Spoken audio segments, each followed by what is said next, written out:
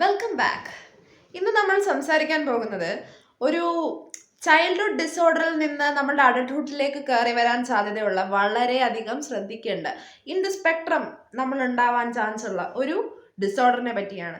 നമ്മളിൽ പലരിലും ഒളിച്ച് കിടക്കുന്നുണ്ടാവാൻ ചാൻസ് ഉള്ള, അതുപോലെ തന്നെ നമ്മളിൽ പലരിലും ഉണ്ടോ എന്ന് നമുക്ക് ഡൗട്ട് ഉണ്ടാവാൻ ചാൻസ് ഉള്ള, അതേപോലെ ഒരുപാട് കാര്യങ്ങൾ ഒരേ ഒരേ സിംറ്റംസ് വരുന്ന ഒരു പ്രത്യേക തരം ഡിസോർഡറിനെ പറ്റിയാണ് നമ്മൾ ഇന്ന് സംസാരിക്കാൻ പോകുന്നത്. ആ ഡിസോർഡറിനെ പറ്റി അറിയണമെങ്കിൽ please watch the whole video. So ഇന്ന് നമ്മൾ സംസാരിക്കാൻ പോകുന്നത് ADHD പറ്റിയാണ്, attention deficit hyperactivity disorder.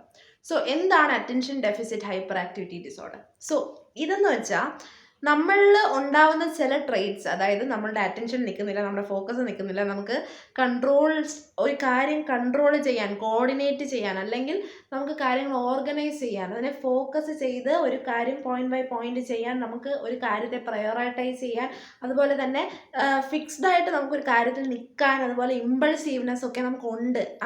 ഈ പറയും പോലെ ഈ കാര്യങ്ങളിലൊക്കെ നമുക്ക് പ്രശ്നങ്ങളുണ്ട്. അതുപോലെ തന്നെ ഇമ്പൾസീവാണ് നമ്മൾ.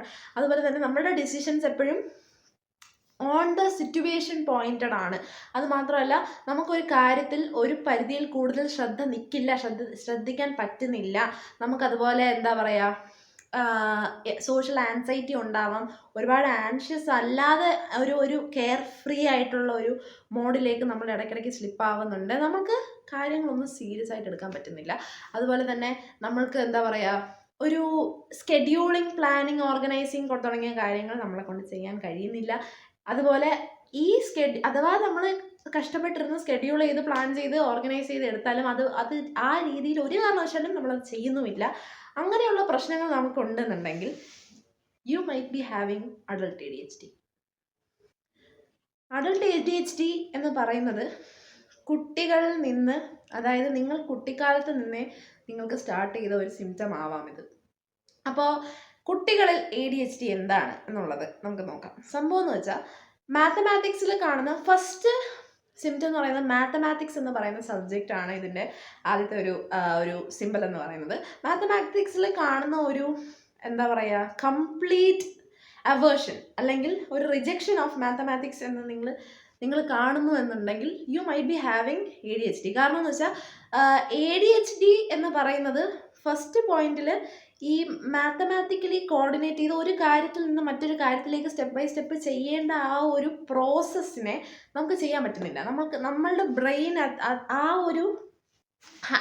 ഒരു ഹൈപ്പോ ആക്ടിവിറ്റി, അല്ലെങ്കിൽ അത്രയും ടൈം എടുത്ത് പ്രാക്ടീസ് ചെയ്ത് ചെയ്യേണ്ട ഒരു കാര്യത്തിൽ നമുക്ക് പേഷ്യൻസ് ഇല്ല, അല്ലെങ്കിൽ നമുക്ക് അതിന് അറ്റൻഷൻ നിൽക്കുന്നില്ല, അത്രയും ടൈം നമുക്ക് അറ്റൻഷൻ കൊടുക്കാൻ പറ്റുന്നില്ല എന്നുണ്ടെങ്കിൽ you my B having ADHD. So നമ്മളുടെ ADHD എന്ന് പറയുന്നത് പല ലെവൽസിൽ ഉണ്ടാവാൻ ചാൻസ് ഉണ്ട്. ADHDയിൽ പല രീതിയിലുള്ള ADHD ഉണ്ട്. അപ്പോൾ പൊതുവേ നിങ്ങളുടെ തലയിലൊരു വണ്ട് അല്ലെങ്കിൽ തേനീച്ച ഇങ്ങനെ മൂളുന്നത് പോലെ എപ്പോഴും നിങ്ങളുടെ തല വർക്ക് ചെയ്തുകൊണ്ടിരിക്കുന്നുണ്ട്, എന്നാൽ ഒരു രീതിയിലുള്ള പ്രൊഡക്റ്റീവായിട്ടുള്ള കാര്യങ്ങൾ നടക്കുന്നില്ല. കാരണം എന്ന് വെച്ചാൽ കൺസിസ്റ്റൻസി ഇല്ല. ഈ ഒരു പാറ്റേണിൽ നിങ്ങൾക്ക് പ്രശ്നങ്ങളുണ്ട്. അതേപോലെ നിങ്ങളുടെ എന്താ പറയുക, റിലേഷൻഷിപ്സ്, അതേപോലെ ഇമോഷണൽ ഔട്ട്ബേഴ്സ് എല്ലാം എന്താ പറയുക, ഭയങ്കര സ്ട്രാങ്കിൾഡ് ആണ്. നിങ്ങൾക്ക് എപ്പോഴും ഒരു കാര്യം വിശ്വസിക്കാനോ അല്ലെങ്കിൽ ഒരു കാര്യത്തിൽ കമ്മിറ്റ്മെൻറ്റ് കാണിക്കാനോ ഒന്നും നിങ്ങൾക്ക് പറ്റുന്നില്ല എന്നുണ്ടെങ്കിൽ, അതേപോലെ തന്നെ എന്താ പറയുക, അറ്റൻഷൻ ഓറിയൻറ്റഡ് ആയിട്ട് നിങ്ങൾക്ക് ഒരുപാട് പ്രശ്നങ്ങളുണ്ട്. നിങ്ങൾ ഒരു പോയിന്റിൽ അറ്റൻഷൻ സീക്കിങ്ങുമാണ്, എന്നാൽ ഭയങ്കര അറ്റൻഷൻ ഡെഫിസിറ്റുമാണ്. നിങ്ങൾക്ക് ഒരു രീതിയിലും ഒരു സ്ഥലത്ത് അറ്റൻഷൻ നിൽക്കുന്നില്ല. ഒരു സാധാരണ മനുഷ്യന് വേണ്ട ഒരു അറ്റൻഷൻ സ്പാൻ 45 മിനിറ്റ്സ് ഒക്കെ കുട്ടികളിൽ നമുക്ക് പറയാറുണ്ട്.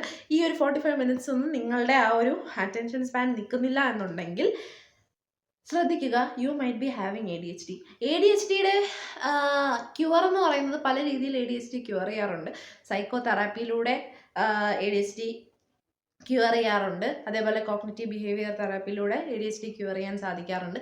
അതുപോലെ തന്നെ പല ഡിഫറെൻറ്റ് പ്രാക്ടീസസിലൂടെ, അതായത് സെൽഫ് റിയലൈസ് ചെയ്ത് ലൈഫിൽ നമ്മൾ ഇൻകോപ്പറേറ്റ് ചെയ്യുന്ന പല പ്രാക്ടീസസിലൂടെ നമ്മളുടെ ലൈഫ് ഓർഗനൈസ് ചെയ്ത് കൊണ്ടുവരാൻ സാധിക്കും. അങ്ങനെ പല ഡിഫറെൻറ്റ് രീതിയിലുള്ള ഒരു അപ്രോച്ചിലൂടെ മാത്രമേ നമുക്ക് ADHD ക്യൂർ ചെയ്യാൻ പറ്റില്ല, എന്നാൽ തന്നെ അണ്ടർ കൺട്രോൾ വെക്കാൻ പറ്റുള്ളൂ. സോ ADHD ഉണ്ട്, നിങ്ങൾക്ക് ADHD ഉണ്ട് എന്ന് നിങ്ങൾക്കൊരു തോന്നലുണ്ടെന്നുണ്ടെങ്കിൽ take an ADHD test from a experienced and professional psychologist അല്ലെങ്കിൽ സൈക്കാട്രിസ്റ്റ്. പിന്നെ വളരെ ഡീപ്പർ ലെവൽസ് ഓഫ് ADHD ആണെന്നുണ്ടെങ്കിൽ സൈക്കാട്രിക് മെഡിസിൻസ് ഉണ്ട്, അതുപോലെ തന്നെ സൈക്കോ തെറാപ്പീസ് ഉണ്ട്. സോ നിങ്ങൾക്ക് ADHD ഉണ്ട് എന്ന് നിങ്ങൾക്ക് തോന്നുന്നുണ്ടെന്നുണ്ടെങ്കിൽ നിങ്ങൾ ADHD ഡയഗ്നൈസ് ചെയ്ത് അതിൽ നിന്ന് നിങ്ങൾ ക്യൂറായി വന്ന ഒരു വ്യക്തിയാണ്, അല്ലെങ്കിൽ നിങ്ങൾ അതിനെ അണ്ടർ കൺട്രോൾ വെക്കുന്നുണ്ടെന്നുണ്ടെങ്കിൽ നിങ്ങളുടെ സ്ട്രാറ്റജീസ് താഴെ കമൻറ്റ് ചെയ്യുക. അതുപോലെ തന്നെ ഈ വീഡിയോ ഇഷ്ടമായിട്ടുണ്ടെങ്കിൽ like, share and subscribe. So അടുത്ത വീഡിയോ ആയിട്ട് അടുത്ത ദിവസം കാണുന്നവരെ ബൈ ബൈ.